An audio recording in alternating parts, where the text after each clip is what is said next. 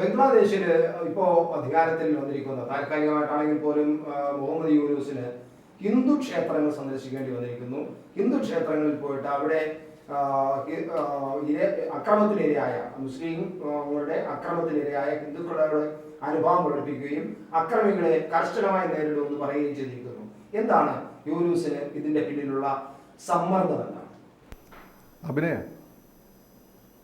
Basically അഭിനയം. Yunus basically American sponsored Islamist ആണ്.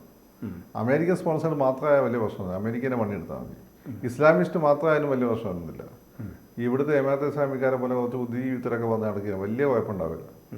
ഈ അമേരിക്കൻ സ്പോൺസേഡ് പിന്നെ ജമാഅത്ത് ഇസ്ലാമി അല്ലെങ്കിൽ ഈ പറയുന്ന ഇസ്ലാമിസ്റ്റ് ആയിക്കഴിഞ്ഞാൽ എന്താണ് പറയുക, അതൊരു ഭീകരജീവിയാണ്. അതാണ് നമ്മൾ താലിബാനിൽ കണ്ടത്. അതാണ് നമ്മൾ ഈ പറയുന്ന ഇവർ അംഗീകരിച്ചില്ല IS കണ്ടത്. അത് തന്നെയാണ് നമ്മൾ ഇവിടെ അഫ്ഗാനിസ്ഥാനിൽ കാണുന്നത്. ഇവർക്കൊന്നും ഒരു മാറ്റവും വരില്ല. ഇവരുടെ ഉള്ളിൽ അതിശക്തമായ ഇസ്ലാമിക രാജ്യം സ്ഥാപിക്കുക എന്നുള്ള ആഗ്രഹമുണ്ട്, നിങ്ങൾ ഏത് പൊസിഷനിലാണെങ്കിലും. രണ്ട്, അമേരിക്കയുടെ അജ്ഞാനവർത്തി ആയി ജീവിക്കേണ്ടി വരും. അപ്പോൾ അങ്ങനെയുള്ള ആളുകൾക്ക് ജീവിതത്തിൽ ഒരിക്കലും മോചനമില്ല, ഒരു ഗുണ്ടയ്ക്ക് ഒരിക്കലും മോചനമില്ല. ഇതൊക്കെ നിർത്തി പോകാന്ന് വെച്ചാൽ അന്ന് ഒന്നീ പോലീസുകാർ പിടിച്ച് ഒരു കേസ് അപ്പോഴും സജീവമായി നിർത്തില്ലോ, ഇതൊക്കെ കേസ് പിൻവലിച്ചാൽ അതിൽ പിടിച്ച് അകത്തിടും, അല്ലെ ഏത് ഗ്രൂപ്പ് തട്ടിക്കളയും. ഇതാണ് ഈ വിമാനസ്ഥിതി.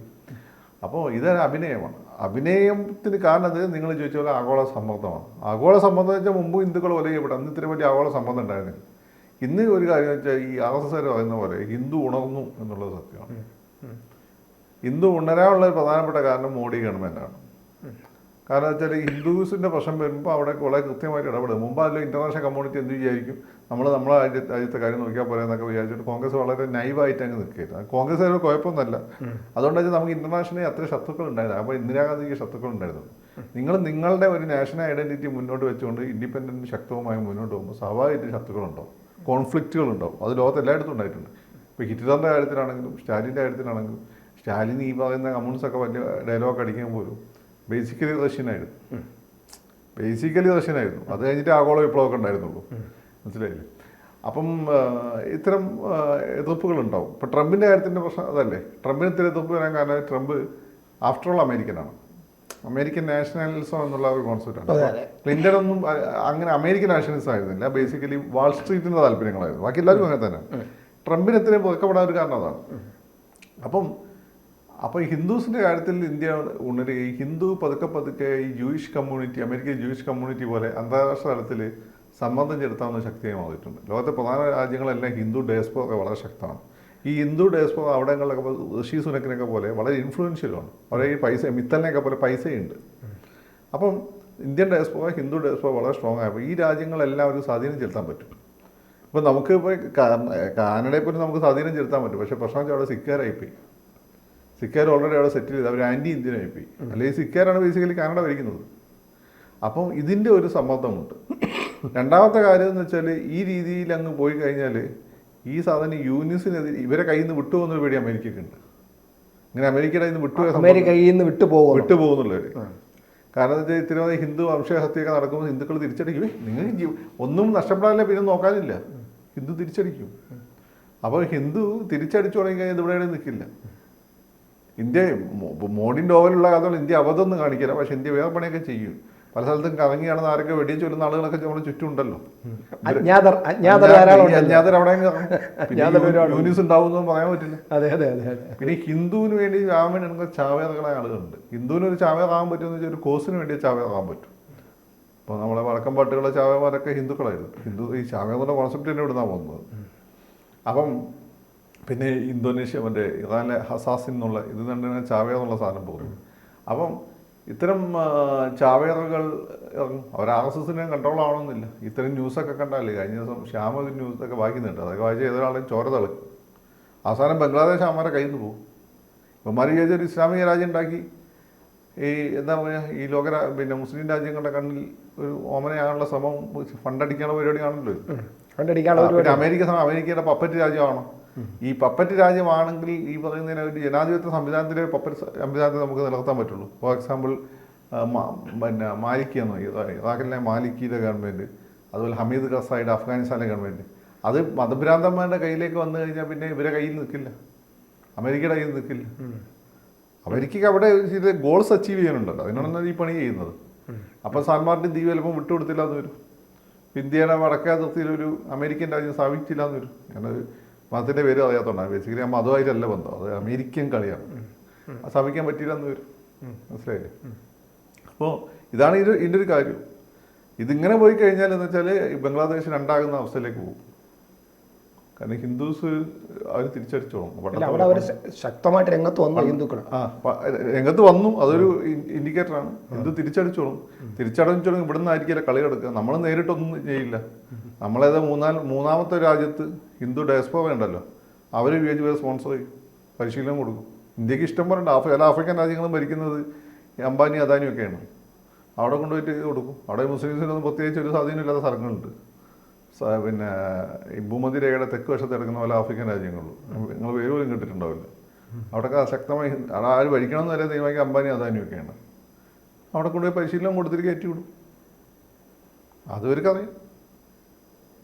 അതുകൊണ്ടാണ് വെറുതെ ഒന്നല്ല ഇത്. പിന്നെ ഈ യൂനിസിനെ പോലെയുള്ള മഹാകളി, ഈ യൂനിസിനെ പോലെ കുറേ ആളുകൾ ഇവിടെയുണ്ട്.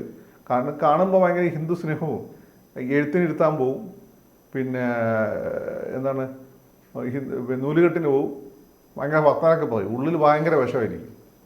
ഇവരെ വെച്ച് നോക്കുമ്പോൾ എനിക്ക് പലപ്പോഴും തോന്നാറുള്ളത്, നമ്മുടെ നാട്ടിലൊക്കെ മുസ്ലിംസ് ഉണ്ട്, അവർ ചിലപ്പം ഓരോ വർത്താനം കേട്ടാൽ നമുക്ക് ഹിന്ദു വിരുദ്ധന എന്നൊക്കെ തോന്നും. എന്ന് വെച്ചാൽ ട്രഡീഷണൽ മുസ്ലിംസ് പലപ്പോഴും അള്ളാഹിലും നബിയിലും ഒക്കെ ഉള്ള പിന്നെ പൂർണ്ണമായ വിശ്വാസം ഇതൊക്കെ ഉള്ള ആളുകളാണ്.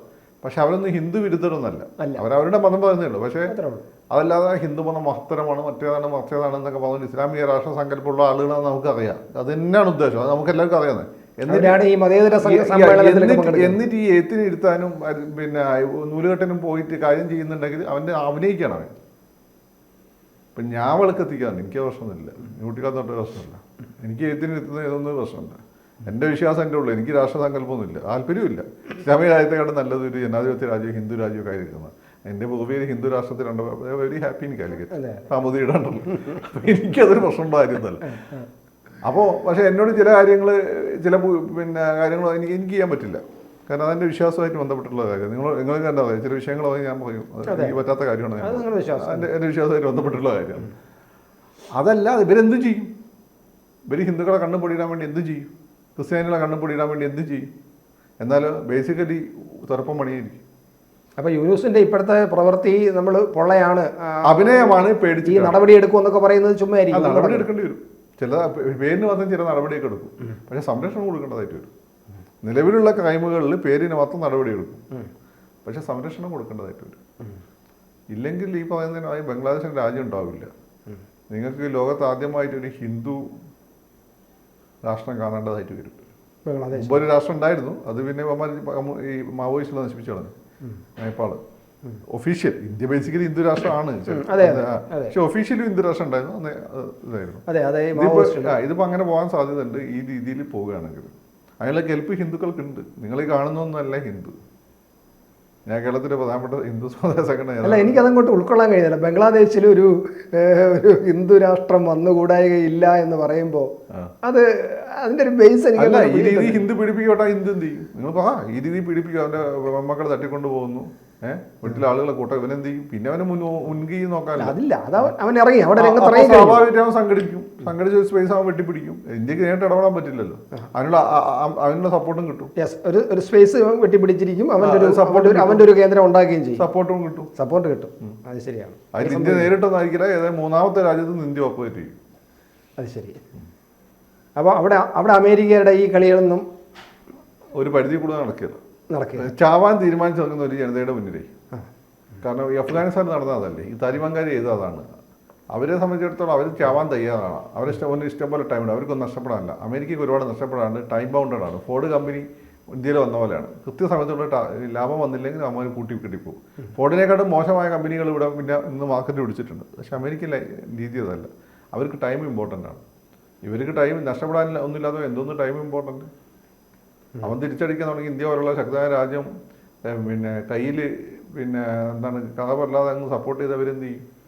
നിങ്ങൾ ഹിന്ദു ഡയസ്പോറൻ്റെ അന്തൂടാച്ചിട്ടുണ്ടാകും. ലോകത്ത് ഏത് കോണിൽ പോയാലും നിങ്ങളിവിടെ വെറുതെ RSSന് ഈ യൂട്യൂബ് ചാനൽ അടി തെറിയോ നോക്കും. ജയശങ്കർ സാർ പറയുന്നേക്കാം മൂപ്പർക്ക് വരുന്ന പല തെറി വന്നിട്ടല്ല, മൂപ്പര് പല സംസാരിക്കാനൊക്കെ മൂപ്പർക്ക് വരുന്ന കോളുകൾ ഗോട്ടിമാല ഇക്കഡോർ എന്നൊക്കെയാണ്. അത് ശരി. ഇതിൽ പറയും ടോക്കിനിടെ പറയുന്നില്ല. അപ്പോൾ നിങ്ങൾ വെറുതെ അവസരത്തിന് ഇവിടെ നിന്ന് ഈത്തോ നിങ്ങൾ എവിടെ നിന്നൊക്കെ കോള് വരുമല്ലോ. അതാണ് അപ്പോൾ അതിൽ നിന്ന് മനസ്സിലായി. അപ്പോൾ എന്തായാലും യൂനൂസിന് ഈ പറയും പോലെ ചില നടപടി എടുക്കേണ്ടി വരും. അദ്ദേഹത്തിന് ഒരുപക്ഷെ ഒന്ന് ലോക ജനതയുടെ മുന്നിൽ കാണിക്കാൻ വേണ്ടിയിട്ടെങ്കിലും ചില നടപടികളും ചില പ്രവർത്തനം നടത്തേണ്ടി വരുമെന്നാണ് കാണുന്നത്. എടുക്കേണ്ടതായിട്ട് വരും. അവർ വിചാരിച്ച പോലെ അത്ര ഈസി അല്ല കാര്യങ്ങൾ. ഓക്കെ.